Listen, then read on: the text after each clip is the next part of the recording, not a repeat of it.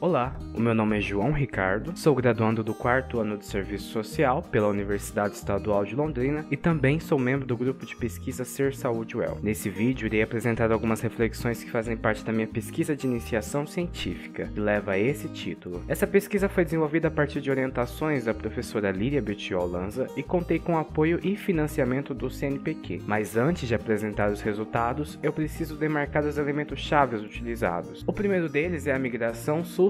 Chamamos assim todo o movimento em que pessoas nascidas em países do hemisfério sul se deslocam para outros países também do sul global, envolvendo várias razões, mas que quase sempre se trata de uma migração forçada. No Brasil, esse tipo de migração se intensificou a partir de 2010, sobretudo com a vinda de imigrantes haitianos para cá, e aí cabe um alerta. Algumas mídias propagam o mito de uma suposta invasão dos imigrantes no país, mas isso não se sustenta. Em 2017, por exemplo, o percentual de imigrantes no Brasil não chegava a representar 1% de toda a população. Esse tipo de alarmismo contribui para aprofundar as dificuldades que os imigrantes já enfrentam no Brasil, seja pelo fato de serem imigrantes e se depararem com inúmeras diferenças culturais. Para ter ideia, a língua e a documentação estão entre as principais dificuldades encontradas pelos imigrantes. Os imigrantes no Brasil também enfrentam situações similares porque passam muitos brasileiros, como o racismo, a ínfima redistribuição de renda, a opressão à mulher, a ausência de moradia digna e situações muito graves como a de trabalho análogo à escravidão. Embora apartados do campo da política institucional, os imigrantes não são sujeitos passivos, e muitos se recusam a aceitar as ditas condições, assim como muitos brasileiros vêm há tempos lutando contra todo tipo de opressão. Daí se originaram duas perguntas. A primeira é se há o cruzamento entre essas lutas, e como elas são mediadas. Essas indagações nos levaram a investigar as atuações dos movimentos sociais. Entendemos que o que caracteriza o movimento social é a sua capacidade de organizar pessoas, a elaboração de demandas e reivindicações comuns pelos seus militantes, a construção de um projeto de sociedade e a continuidade temporal. Diante desses elementos, construímos o nosso objetivo, qual seja identificar a relação entre os movimentos sociais e as expressões da questão migratória. Para isso, rastreamos e listamos as experiências políticas dos imigrantes, mas apenas aquelas que traziam articulações com os movimentos sociais. Buscamos por reportagens e notícias das mídias digitais independentes. Também fizemos uma pesquisa bibliográfica sobre as experiências políticas dos imigrantes. Depois analisamos o material procurando identificar o tipo de relação. Compuseram nosso universo de análise 8 reportagens das mídias digitais e 5 textos científicos, todos publicados entre 2010 a 2020. No mapeamento, algumas experiências nos chamaram a atenção. Entre elas, destaca-se a mobilização Zumira Somos Nós, de 2012, que aglutinou imigrantes e o movimento negro brasileiro para protestar contra a violência racial, após o assassinato da imigrante angolana Zumira Cardoso em São Paulo. Também em 2012, em São Paulo, ocorreu o protesto dos movimentos sindicais frente ao mandado da loja, cuja empresa foi flagrada mantendo imigrantes bolivianos em situação de trabalho análogo à escravidão. Nesse protesto, em particular, não foi encontrada a presença de imigrantes. E em 2017, entidades, organizações e movimentos sociais brasileiros e de imigrantes assinaram uma carta de representação.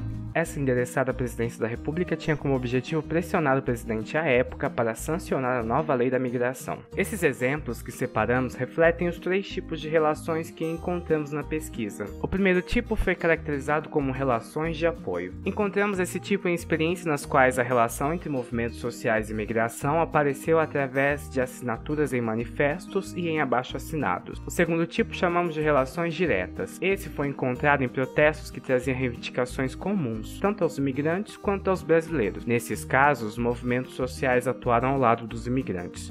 E o último tipo encontrado foi chamado de relações indiretas, que diz respeito às atuações isoladas dos movimentos sociais brasileiros, motivada por questões migratórias, mas que se fez ausente a participação dos imigrantes. E é isso, eu espero que tenham gostado do vídeo. Essas reflexões representam apenas uma parte da minha pesquisa, e eu desejo que os resultados apresentados aqui possam contribuir de alguma forma para a superação de alguns mitos sobre a migração, e também que possa servir de incentivo para a aproximação das nossas lutas, rompendo assim a fronteira entre nós e o outro. Afinal, uma sociedade que zela pelos direitos humanos dos imigrantes é uma sociedade mais justa para todos.